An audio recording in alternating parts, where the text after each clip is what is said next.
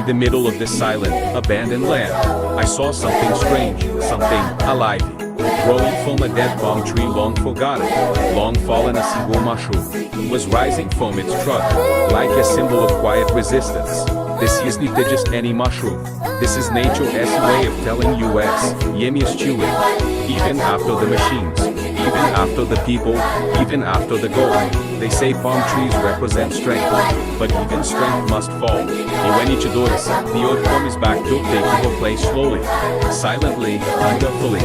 What stories lie beneath this bark? What secrets feed this mushroom? What else grows in the shadows of what we keep behind? This is Galamsey transmissão vertical, e ele, even the smallest things, have a story.